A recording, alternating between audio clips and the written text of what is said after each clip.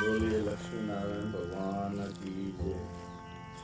कल्प वृक्ष के आज दर्शन पाकर बड़ा जीवन धन्य हो गया, क्योंकि कल्प वृक्ष का जो शब्द है वो भी बड़ी अद्भुत शब्दावली से निकला है। जिसके मन में बार बार कल्पनाओं के ज्वार उठते हो, जिसके मन में बार बार इच्छा पूर्ति की भावनाएं होती हो, कली काल और कल्प वृक्ष का बड़ा संबंध है। और कलयुग में मन में भावनाओं का उद्घाटन बार बार होता है, कल्पनाएं जागती है। रात को लोग सपने देखते हैं, लोग दिन में देखते हैं, पर वो पूरी होना संभव नहीं है। खूब मेहनत करते हैं रात दिन, पर सब ग्रह उसके पीछे पड़े रहते हैं, प्रारब्ध भी भोगता है। और कई लोगों का जीवन नरक जैसा होता है, कई रात को कल्पना करता है ये हो जाएगा वो हो जाएगा, पर ईश्वर के मार्ग पर रहते हुए भी कई बार उसकी इच्छा पूरी नहीं होती। तो कल्प वृक्ष और कल्पना ये दोनों की शब्दावली है कि जिसके मन में कोई कल्पना हो, इच्छा हो, तो कल्प वृक्ष की छाया में बैठ के अपने मनोरथ को पूरा कर सकता है।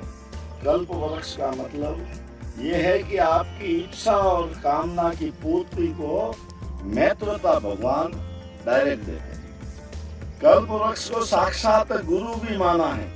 वैसे सभी दिन पूजा करने से फल प्राप्ति होती है, पर कल्प वृक्ष की पूजा यदि कोई व्यक्ति गुरु पूर्णिमा के दिन करे तो उस दिन उसकी इच्छा पूरी हो।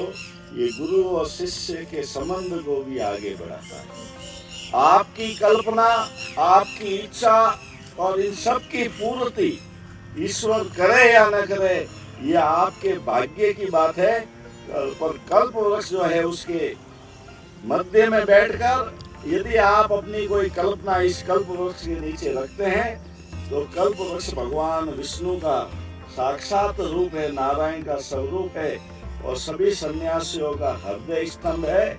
इसलिए जितने भी लोग हैं, कल्प वृक्ष राजस्थान में पहले एक अजमेर जिले में था, जो खूब लोग वहाँ जाते थे भारत भर के।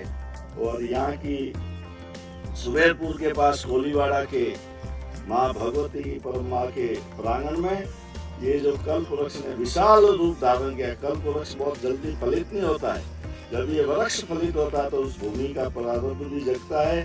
तो इस भूमि पे कल्प वृक्ष ने अपना विशाल रूप धारण किया है। ये आने वाली हजारों पीढ़ियों की कल्पनाओं को, मनुष्य के मन के भावों को ये कल्प वृक्ष पूरा करेगा।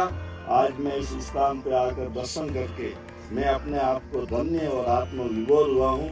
और भगवान लक्ष्मी नारायण से यही प्रार्थना करता हूँ, द्वारकाधीश से यही प्रार्थना करता हूँ कि जो जो भक्त आपके चरणों में आए उस सबकी इच्छा मनोरथ पूरा करे। इस संपूर्ण संसार के लोगों को सुख का वर्धन करे, सभी लोग स्वास्थ्य से परिपूर्ण हो, अच्छे रहे और भगवान सबके मन में, हृदय में आपका निवास बना रहे और आपकी सबकी कल्पनाओं का जो निवारण है ये कल्प वृक्ष करे।